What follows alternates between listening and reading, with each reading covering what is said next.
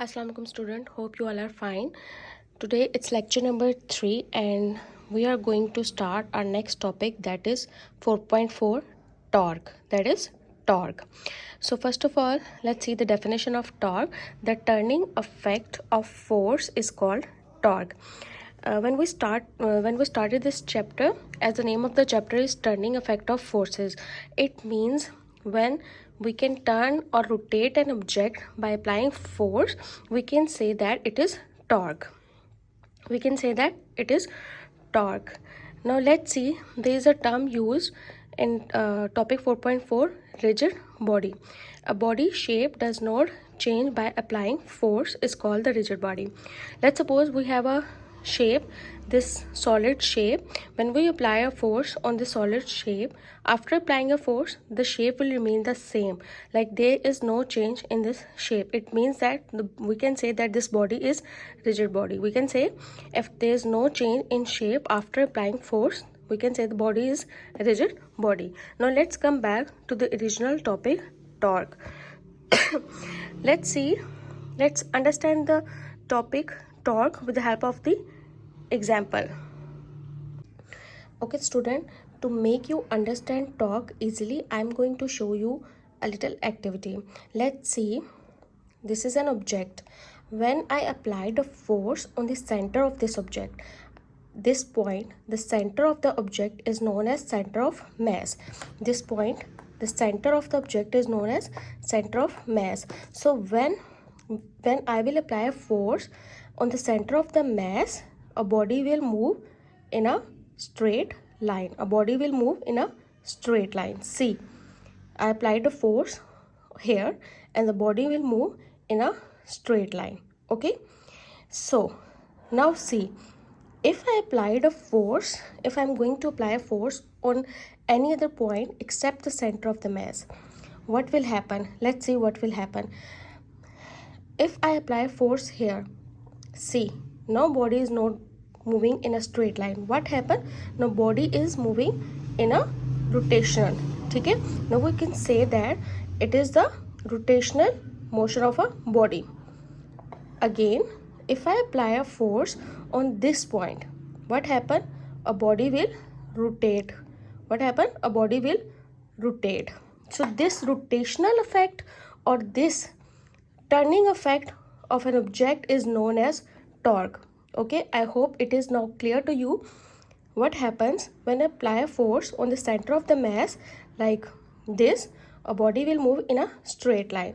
But if I apply a force on any other point except other than the center of mass, what happens? A body will rotate about its axis.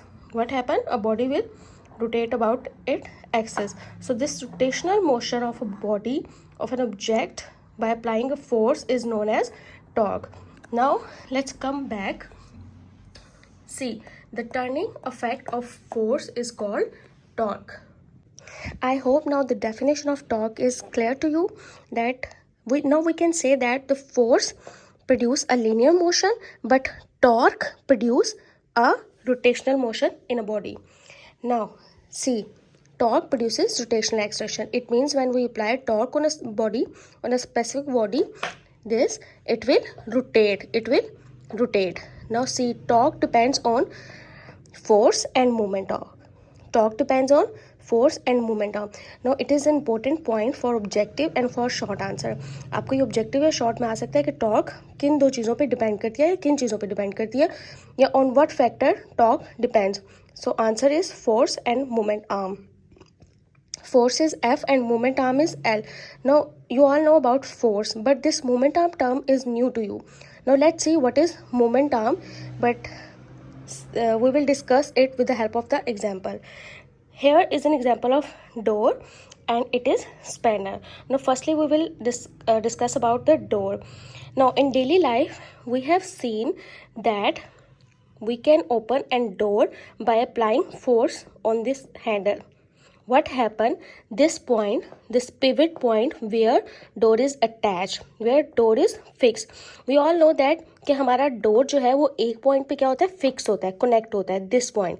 So जिस point पे door fix होगा, attach होगा, उसको हम क्या कहेंगे, pivot या फिर line of axis of rotation. क्या कहेंगे, पिवट या फिर axis of rotation. Axis of rotation का क्या मतलब है कि ये एक सीधी लाइन है और बॉडी क्या है, इसके अबाउट रोटेट करेगी। एक्सिस ऑफ रोटेशन या पिवट का क्या मतलब है कि एक स्ट्रेट लाइन है जिसके साथ बॉडी अटैच है, फिक्स है, उस लाइन के अराउंड बॉडी क्या करेगी, रोटेट करेगी जब हम उस पर क्या करेंगे, फोर्स अप्लाई करेंगे। ओके, अब यहाँ पे देखें, ये क्या है, हमारा डोर का हैंडल है। हम क्या करते हैं, जब भी हमने डोर को ओपन या क्लोज करना है, हम क्या करते हैं कि हम इस पॉइंट पे फोर्स अप्लाई करते हैं, तो हमारा डोर क्या है, ओपन होगा या फिर यहाँ पे क्लोज होगा। अब हम मोमेंट आर्म को डिस्कस करते हैं कि मोमेंट आर्म है क्या। यहाँ से फोर्स जहाँ पे हम अप्लाई करते हैं वहाँ से लेके एक्सिस ऑफ रोटेशन तक का जो डिस्टेंस है उसको हम क्या कहते हैं, मोमेंट आर्म, जिसको हम किससे रिप्रेजेंट करते हैं, एल से। So the distance between the force and the axis of rotation is called moment arm. So I hope it is now clear to you. अब हम देखते हैं कि हमारा जो टॉर्क है, जो हमने अभी देखा कि टॉर्क जो है वो मोमेंट आर्म पे कैसे डिपेंड करता है। लेट्स सी, आपने कभी नोटिस किया है कि हम हमेशा हैंडल जो है इस पॉइंट से दूर बनाते हैं, लाइक दूसरे एंड पे बनाते हैं। कभी आपने अपने डोर में ऐसा तो नहीं देखा कि यहाँ पे डोर कनेक्टेड है और आपने हैंडल यहाँ पे बना दिया हो। हमेशा आपने देखा होगा कि हमने हैंडल दूर ही बनाया है, इस पॉइंट से हमारा हैंडल दूर होता है। अब इसकी क्या वजह है, हम हमेशा, अब देखें, अगर आपका हैंडल इस पॉइंट से नज़दीक होगा तो इसका मतलब यहाँ पे मोमेंट आर्म क्या है, लेस है। मोमेंट आर्म क्या होगा, लेस होगा। लेकिन जितना हैंडल दूर होगा एक्सिस ऑफ रोटेशन से, वहाँ पे क्या होगा, मोमेंट आर्म ज़्यादा होगा, मोर मोमेंट आर्म। इट मीन्स कि जितना मोमेंट आर्म, जितना डिस्टेंस ज़्यादा होगा उतनी ही टॉर्क ज़्यादा प्रोड्यूस होगी।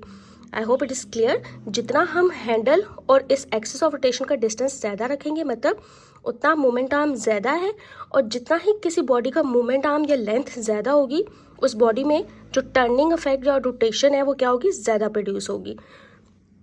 तो ये तो हमारी एक एग्जांपल थी। अब आए दूसरी एग्जांपल पे। ये है हमारी एग्जांपल स्पैनर की। हमारे घर में, सबके घर में तकरीबन ये मौजूद होगा स्पैनर, जिसको हम उर्दू में कहते हैं पेचकस। इससे हम करते क्या है, use to tighten and loose nuts. Nuts मतलब जो हमारे कील वगैरह होते हैं। हम क्या करते हैं कि यहाँ पे जो भी चीज़, लेट्स सपोज ये हमारे पास कोई सरफेस है और यहाँ पे हमारा कोई कील फिक्स हो गया है, अगर हमने इसको रिमूव करना है या फिर हमने इसको और मज़ीद टाइट करना है, हम क्या करते हैं, इस स्पैनर को यूज़ करते हैं। तो यहाँ पे देखिए, ये क्या है, ये कील जो है वो फिक्स होएगा अपने पॉइंट पे, ठीक है। जब हम स्पैनर को इसके अराउंड घुमाएंगे तो क्या होगा, ये अपने एक ही पॉइंट पे लूज होना शुरू हो जाएगा, ठीक है, या फिर इसी पॉइंट पे क्या होगा, टाइट होना शुरू होगा। जब ये लूज या टाइट होगा ऐसे, तो किस डायरेक्शन में मूव करेगा, रोटेशनल डायरेक्शन में। इसका मतलब वहाँ पे क्या चीज़ प्रोड्यूस हुई है, टॉर्क। कैसे प्रोड्यूस होगी कि हम ये जो स्पैनर है इस पर फोर्स अप्लाई करते हैं और ये जो पॉइंट है यहाँ से क्या होता है, नट को टाइट या लूज किया जाता है, मतलब यहाँ पे टर्निंग इफेक्ट प्रोड्यूस होगा। अब देखें, यहाँ पे हम क्या करते हैं, फोर्स अप्लाई करते हैं। यहाँ पे क्या है, एक्सिस ऑफ रोटेशन, मतलब यहाँ पे नट जो है वो अपने ही एक्सिस के अराउंड क्या करेगा, रोटेट करेगा। अब यहाँ से फोर्स से लेके एक्सिस ऑफ रोटेशन तक के डिस्टेंस को हमने क्या कहा था, मोमेंट आर्म। क्या कहा था, मोमेंट आर्म।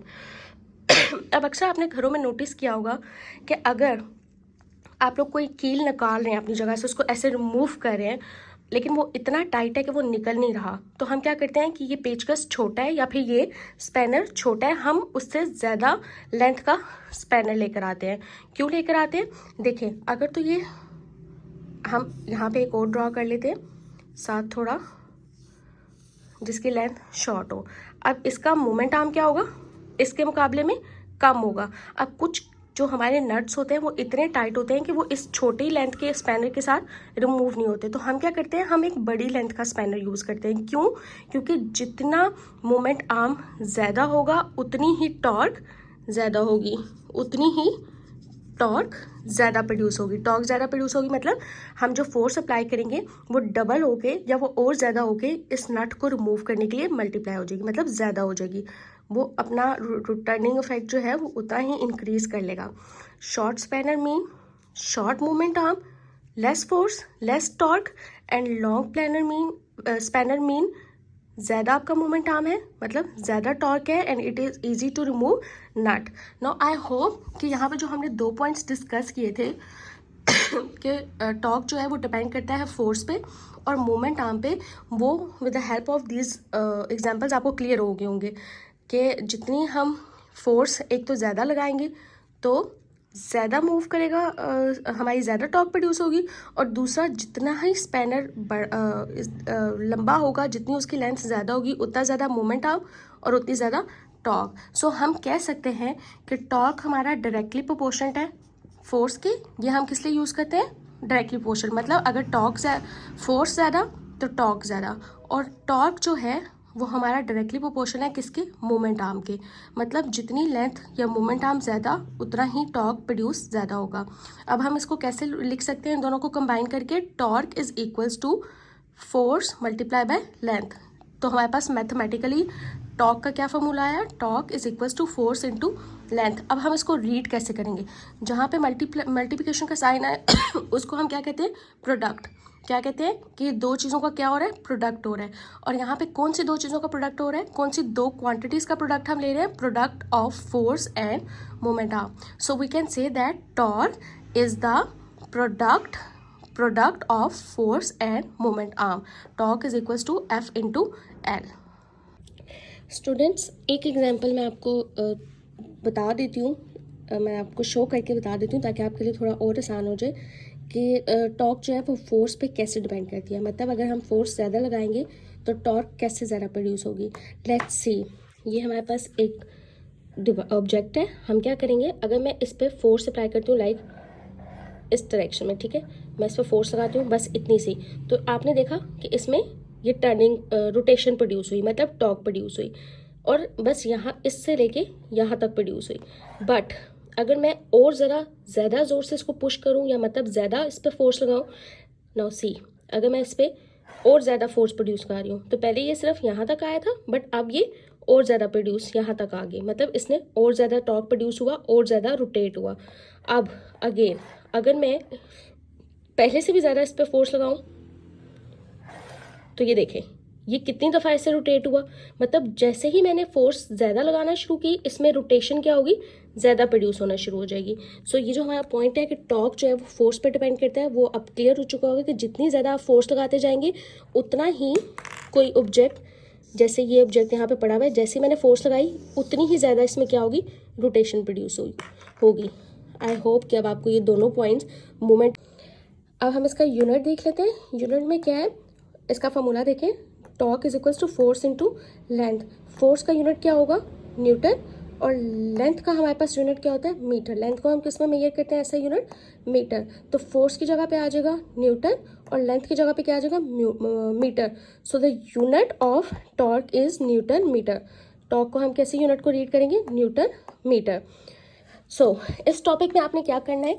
आपको इसमें से कैसे क्वेश्चन आ सकता है? Define torque. तो आपने क्या करना है? अगर टॉर्क का आपको क्वेश्चन आता है, आपने ये डेफिनेशन लिखनी है, इसका मैथमेटिकल एक्सप्रेशन लिखना है, ये फॉर्मूला लिखना है, और उसके बाद उसके यूनिट को एक्सप्लेन करना है। इसके अलावा अगर आपको क्वेश्चन आ जाता है कि टॉर्क किन दो फैक्टर्स पर डिपेंड करता है, on what factor torque depends, तो आपने ये दो फैक्टर्स बता के नीचे ये फॉर्मूला मेंशन कर देना है। अगर आपको ऑब्जेक्टिव में आ जाए, लेट्स सपोज ऑब्जेक्टिव में आ जाता है if we increase force it mean torque is increase और डिक्रीज, तो क्या होगा? जैसे ही फोर्स इंक्रीज होगी टॉर्क भी क्या होगी? इंक्रीज होगी। सेम इसके लिए भी ऐसे ही एमसीक्यूज बन के आ सकता है। और इसके अलावा ये इसकी दो एग्जांपल्स हैं जो आपने अच्छी तरह कर लेनी है। शॉर्ट में भी अगर आपको टॉर्क डिफाइन या कुछ भी आता है, नोट ऑन टॉर्क आएगा, तो इन दोनों में से कम एटलीस्ट एक एग्जाम्पल आपने मेंशन करनी है with the help of diagram, और साथ आपने ये लेबलिंग भी करनी है कि ये वाला पॉइंट एक्सिस ऑफ रोटेशन है, यहाँ पे आप फोर्स लगाएंगे, इन दोनों का डिस्टेंस क्या होगा? Moment arm.